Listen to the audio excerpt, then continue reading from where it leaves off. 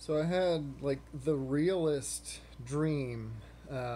It's like in it, I was driving home, and as I rounded the corner, had to make a left and then make another right. As I'm going straight, I'm smelling like burning wood, and in my dream, I was like, all fear came over me because like I knew there was a house on fire.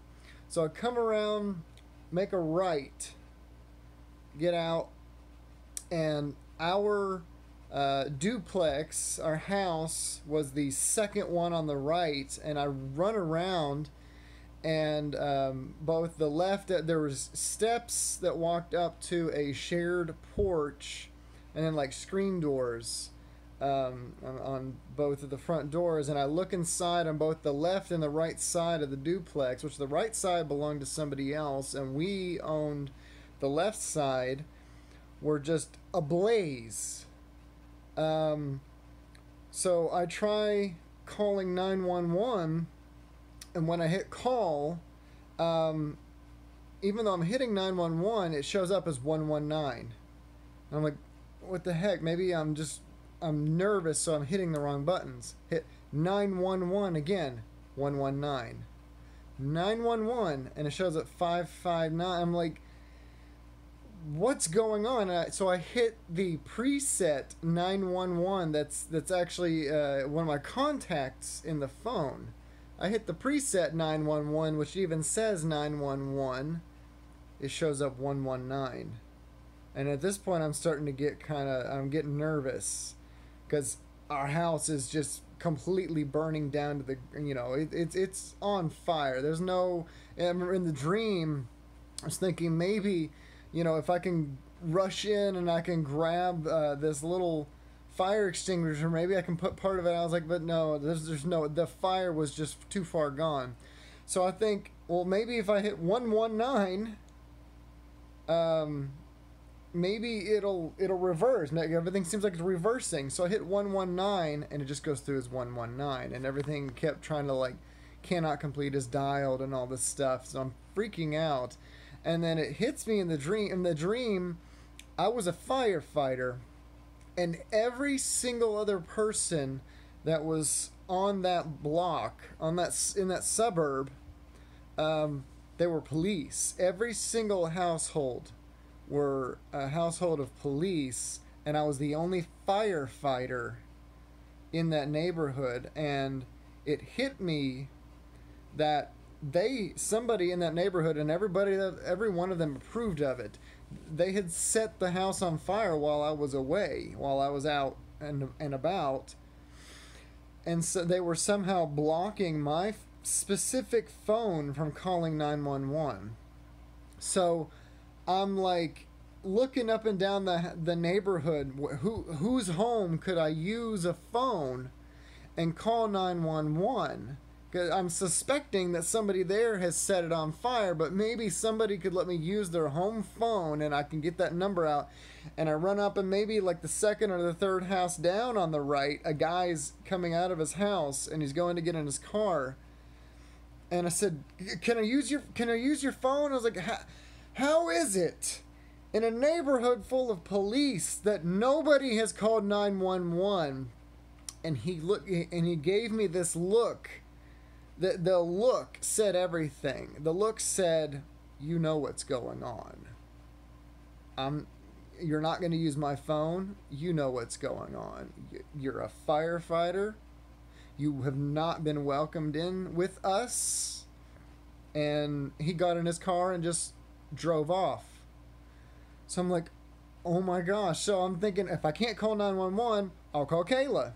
So I keep walking down the end of the suburb, and I go over to the left, and when I go over to the left, it's like a dead end down there. There's just a few houses down there. And so I try calling Kayla. Same thing. I'm using the preset contact in my phone for her. It won't go through. It will not connect. And I tried a few more times. Will not connect. I try actually dialing the number. I know the number by heart. I try dialing the number. Will not connect. So I'm like, oh my gosh. So I tried texting her. Same thing. It's like it will not, the text will not go through. It's like it's going somewhere, but it's not going anywhere. And then I'm picturing my house is over here ablaze, burning down to the ground. The longer that I can't get a hold of somebody to get the fire station to respond. So I'm like, maybe I'll text somebody else that I'm good friends with, that I know I'll be able to get a hold of. So I text Amanda. Been friends with her for years. I'm like, hopefully she'll respond. So I'm texting Amanda and trying to get her attention, and instead of being able to say, look, I need you to get a hold of Kayla for me or call 911, I get a text back, do you love me? And I'm like, what the freak? And I'm like, and I say, yes, I love you, because I'm just trying to keep her on the phone interacting with me. And then I follow it up quickly with you're a really good friend to me, so that hopefully she'll just at least get the picture. You know, I'm married. I just need you to stay on the phone. But and I'm trying to get through to her that I need you to message Kayla or call 911 or something like that. And then finally, I somehow have gotten something through to Kayla to call me. Like, if I cannot contact you, maybe you can call me.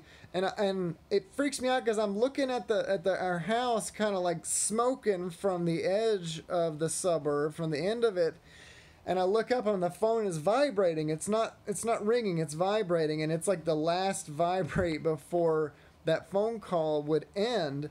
And I pick up and I can hear Kayla going, hello? Hello? Honey, can you hear me? If you can hear me, then. And I'm like, hello, hello, hello, and what she's hearing on her end of the phone is